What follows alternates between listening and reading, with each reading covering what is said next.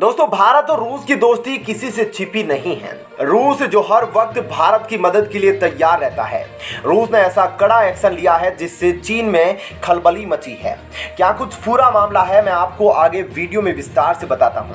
दोस्तों, चीन जो अपनी नापाक हरकतों से बाज नहीं आता है, वो लद्दाख को चीन का हिस्सा बनाना चाहता है, जिस पे रूस ने हजारों सैनिक लद्दाख में खड़े कर दिए।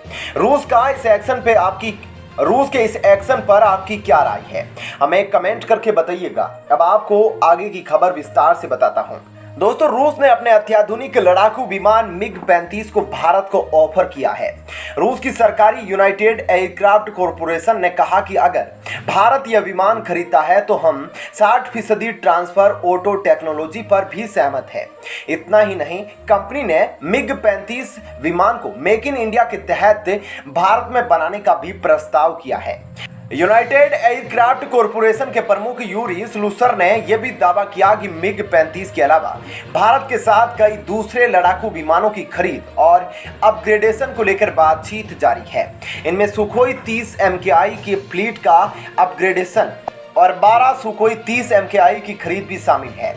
रूस ने मिग-35 लड़ाकू विमान को भारतीय वायुसेना के MRFA टेंडर के लिए पेश किया है।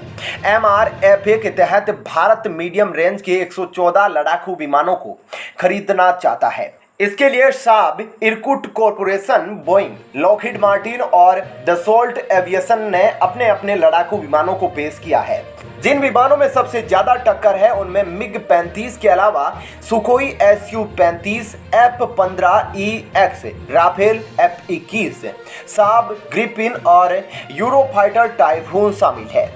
मिकोयान मिग-35 एक रूसी मल्टी रोल फाइटर जेट है। इस लड़ाकू विमान की टॉप स्पीड 2100 किलोमीटर प्रति घंटा है। मिग-35 की लंबाई 17 मीटर और वजन 1100 किलोग्राम है। यह विमान 2000 किलोमीटर की रेंज में उड़ान भर सकता है।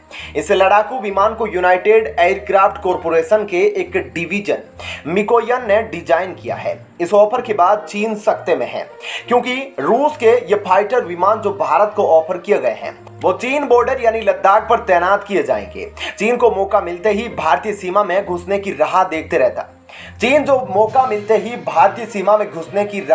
है। लेकिन अब चीन के होश उड़ गए हैं।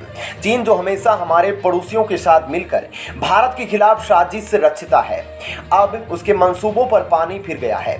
पाकिस्तान की हालत तो पहले ही खस्ता थी और अब बाढ़ के बाद तो और भी खस्ता हो गई है।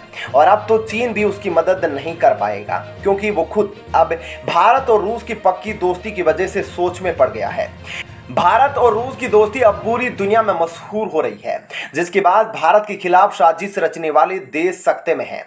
नरेंद्र मोदी सरकार में भारत अब दुनिया में अपना वर्चस्व बना रहा है। भारत को रूस के इस ऑफर के बाद मजबूती मिली है, सैन्य मजबूती के साथ कूटनीतिक रूप से भी। दोस्तों, इस खबर में आपकी क्या राय है, हमें कमेंट करके जरूर बताइएगा। धन्यवाद।